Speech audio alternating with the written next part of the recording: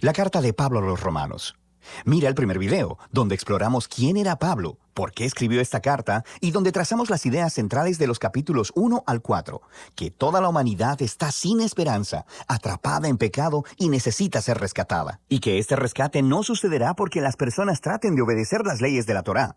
Más bien, el carácter recto de Dios lo movió a rescatar al mundo a través de la muerte y resurrección de Jesucristo, de modo que Él pudiera crear la familia de Abraham, multiétnica y basada en la fe, como su pueblo.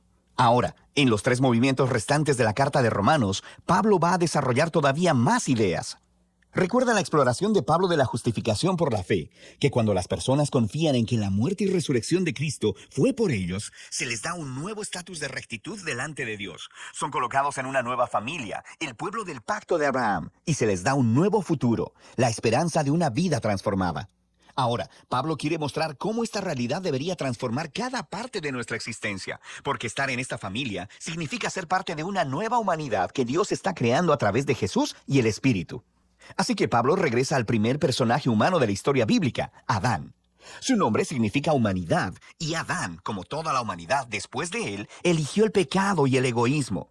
Así que todos enfrentamos el juicio de Dios porque nos hacemos esclavos de la influencia del pecado, lo cual resulta en la muerte.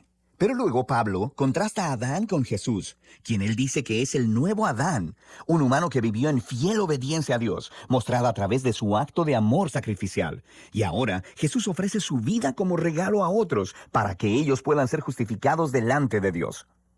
Así que Jesús se emerge como la cabeza de una nueva humanidad que está siendo transformada por este regalo. Y esto lo lleva al capítulo 6.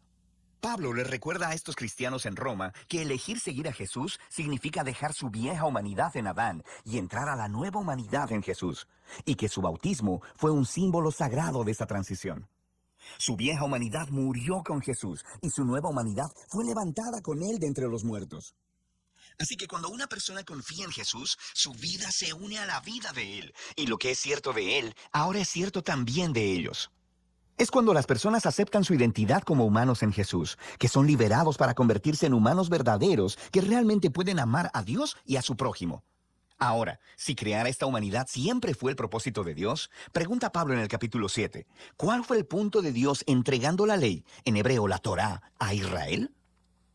Una nota al margen. Cuando Pablo utiliza esta palabra, ley, a veces él se refiere a la historia y el mensaje de los primeros 5 libros de la Biblia. Pero en otras ocasiones se está refiriendo más específicamente a los cientos de mandamientos dados a través de Moisés que se encuentran en la Torá. Aquí Pablo se está enfocando en el segundo significado. ¿Cuál era el propósito de todos esos mandamientos? Pablo dice que los mandamientos de la Torá eran buenos, que mostraban la voluntad de Dios sobre cómo Israel debía vivir. Pero si lees la historia de la Torá, verás que Israel desobedeció todos esos mandamientos. Entre más leyes recibieron, más reprodujeron el pecado de Adán y se rebelaron. Así que, aun cuando Dios le dio a su pueblo reglas morales específicas para obedecer, eso no arregló el problema del corazón pecaminoso del hombre.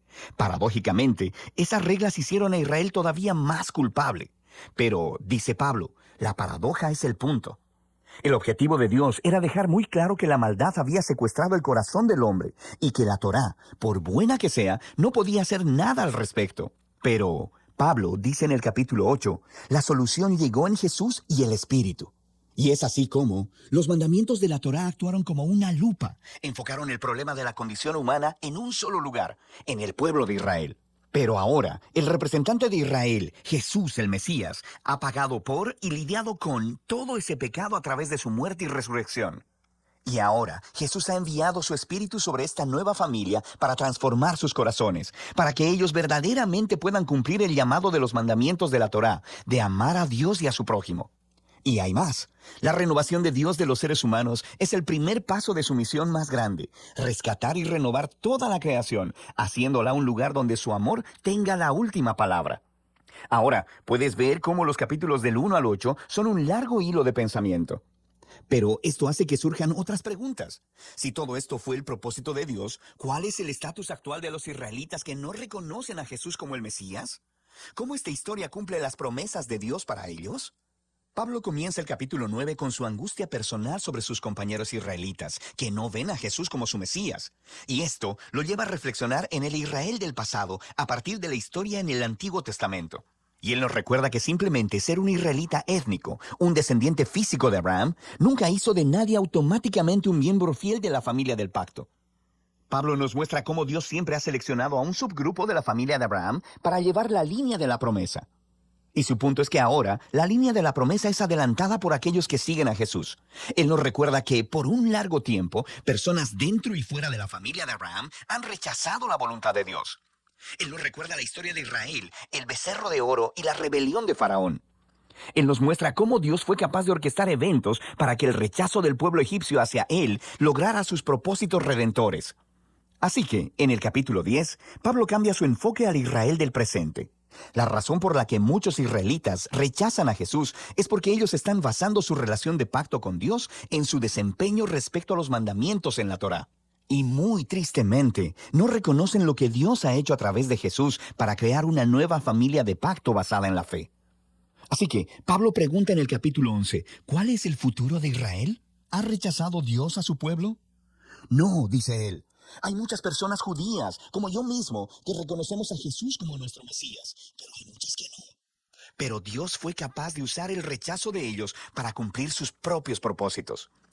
Su rechazo causó que el Evangelio se esparciera aún más rápido y más lejos dentro del mundo gentil, haciendo la familia de Abraham aún más grande y multiétnica.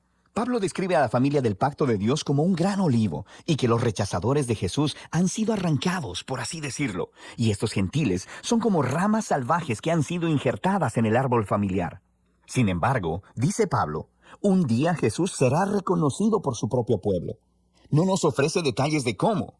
Pablo simplemente confía en el carácter de Dios y en la promesa de que Él no abandonará a su pueblo del pacto, lo que transiciona hacia la sección final del libro, los capítulos del 12 al 16.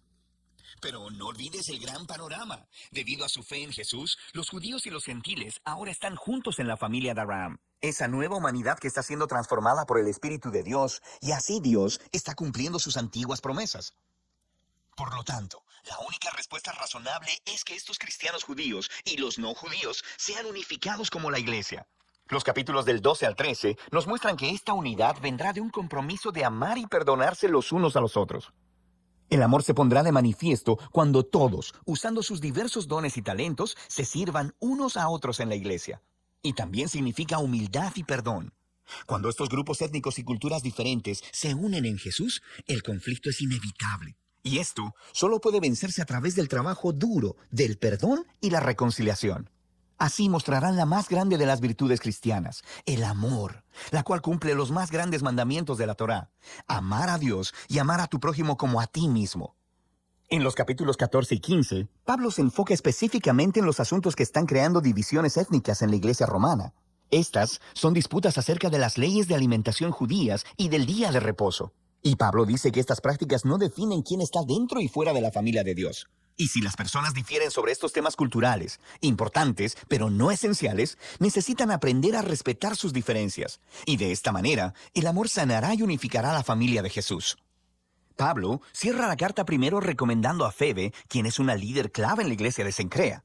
Ella tuvo el honor de llevar, y quizá incluso leer en voz alta por primera vez, esta carta a las iglesias romanas. Pablo luego concluye saludando a todas las personas que no ha visto por mucho tiempo. Y ese es el final. ¡Wow! Ahora puedes ver mejor cómo todas las piezas de esta carta encajan y muestran la gran obra maestra que es. Y de eso se trata la carta a los romanos.